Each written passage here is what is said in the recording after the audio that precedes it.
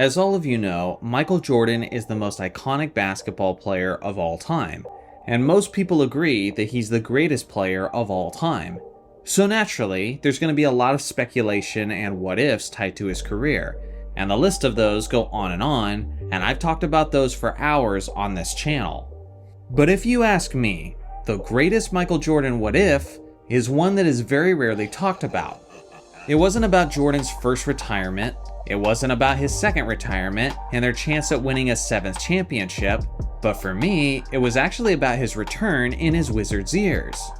Listen, I'm fully aware that most people are not going to agree with me about this being his greatest what if, but for me, this one is just the most fascinating. So here's the deal. This is an article from 2005, and from an interview, Jordan was quoted to say that he felt used by the Washington Wizards organization. You see, MJ was the team's general manager before he stepped down to play with the team, and Jordan assumed that as soon as his 2 years were done playing with the Wizards, he would then assume his position as an executive for Washington. Unfortunately, A. Pullen, who was the owner of the organization, decided to cut ties with Michael Jordan almost immediately after he was done playing. This led MJ to say that if he knew that he was going to be used this way by A. Pullen and that he wasn't going to be resuming his general manager position after his playing days were done, then he wouldn't have come back to play for the Washington Wizards in the first place. That's where the what if comes in. Because if MJ didn't come back to play for the Wizards, who would he have played for instead? Now, some might theorize that Michael Jordan would have just remained retired, and although that is certainly a possibility, I think that is extremely unlikely. MJ has been vocal about the fact that one of the motivating factors for him coming back to play was to prove that he could still compete against some of the best players in the game, and he described it many times as having an itch. He just had that itch that he had to scratch. He had to come back to play the game of basketball professionally because he still believed he had something left in the tank. Personally, I think that itch would have been too strong for MJ to ignore. To know that answer for sure, you'd have to ask MJ. And honestly, if I could ever confront him, that would be the question that I would ask him. If you didn't come back and play for Washington, would you have come back to play at all? And if you did, what team would you have played for? Today, that's what that video is about, as I'm theorizing which team Michael Jordan would have returned to play for if he didn't come back to play for the Wizards. Now first off, let me address the teams that Michael Jordan definitely would not have gone to. First off is the Washington Wizards, naturally because that's what this video premise is about. The second team is the Chicago Bulls, and this might seem surprising to some, but not really once you understand the context. At the time, Jerry Krause was still the general manager of the Chicago Bulls, and him and MJ famously had a very tumultuous relationship. There is absolutely no way that Michael Jordan comes back to play for Jerry once again. The Bulls also still had Tim Floyd as their head coach, which is the guy who was being groomed to replace Phil Jackson, and Krause pushed out Jackson for that replacement. This entire situation would be repulsive to MJ. No matter how strong his itch was, I think Jordan would rather remain retired than come back and play for this organization at that point. The third team that MJ definitely would not have came back to play for is the Indiana Pacers. Michael Jordan did have a friend on that squad, which was Reggie Miller, and maybe that would have been a nice merger for the two veteran stars. But the ultimate deal breaker was the fact that Isaiah Thomas was the head coach of the Pacers at that point. Everyone knows that Isaiah and Michael had a bitter rivalry on the court, and still hold harsh feelings towards one another even to this day.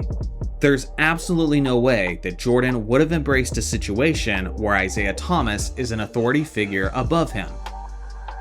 The fourth and final team that I can say with certainty that Jordan wouldn't have come back to play for was the New York Knicks.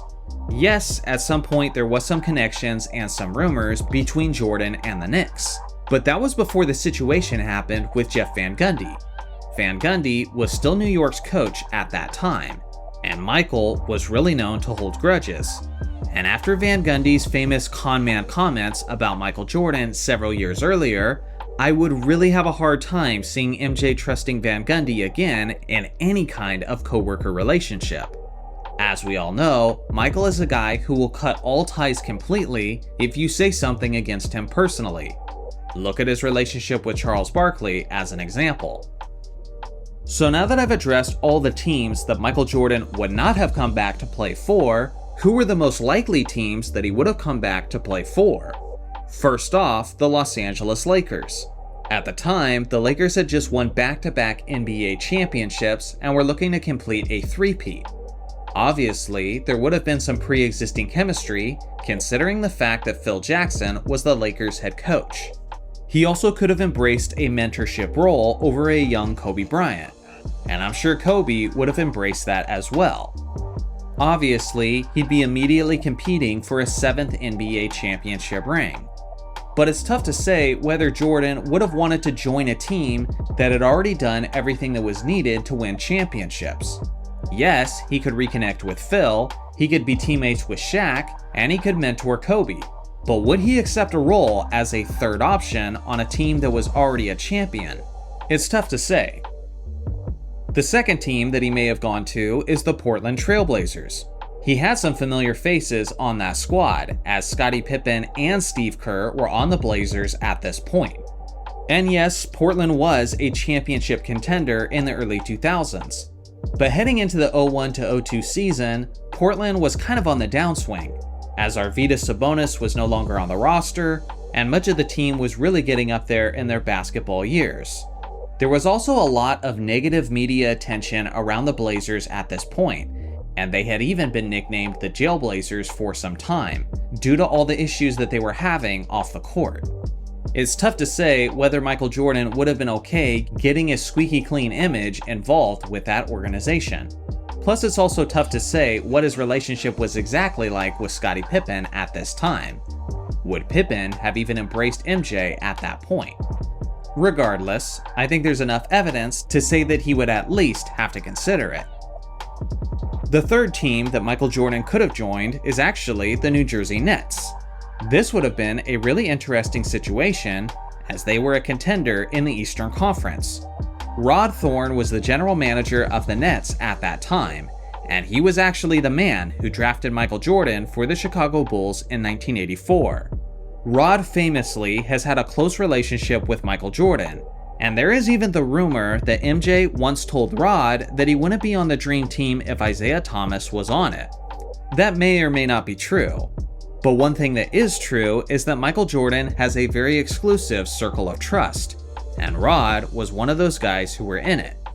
He would have been playing alongside of the best point guard in the game at that point, Jason Kidd, and they also had a strong power forward in Kenyon Martin. Jordan likely would have started ahead of the 6'10 small forward Keith Van Horn. If MJ decided to go back to Rod Thorne and play for the New Jersey Nets, I think they still end up making it to the NBA Finals. But they probably still end up losing to the Los Angeles Lakers. But this time, instead of being swept, they probably win a game or two. Regardless, the acquisition of MJ would do nothing about the Nets' inability to contain Shaq.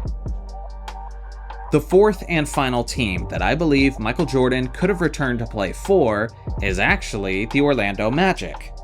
In the summer of 2001, the Magic signed Patrick Ewing on July 18th, which was well before MJ made his official decision on where he was going to play, and Patrick was one of Jordan's best friends. So it's possible that MJ could have followed him there and have that be their final swan song together. MJ also could have embraced a mentorship role with the Orlando Magic superstar Tracy McGrady. Also consider the fact that Horace Grant returned to the Magic that season, which gives MJ yet another familiar face.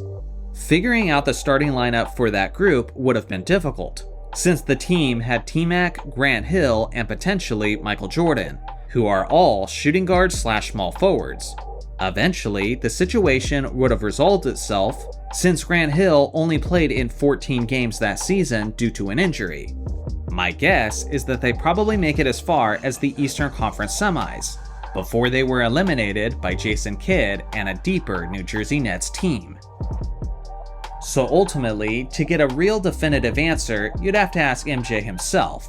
But if you ask me, one of the 4 teams he would have returned to play for are the Los Angeles Lakers, the Portland Trail Blazers, the New Jersey Nets, or the Orlando Magic. In this situation, I believe the only scenario where MJ ends up winning a 7th championship ring is if he joined the Los Angeles Lakers, completing the three-peat from 2000 to 2002. Would it have meant much to his legacy? Probably not, considering that Shaq and Kobe were the clear engines of that squad. Still, it's cool to think about. So now I'll leave the question up to you guys. If Michael Jordan did not return to come back to play for the Wizards due to his soured relationship with the organization, which team would you have liked to see him come back to play for instead? And what do you think would have been the outcome? I look forward to hearing your thoughts in the comments section below. Thanks for watching as always, make sure to like and subscribe for more basketball content, and I'll see you guys in the next video.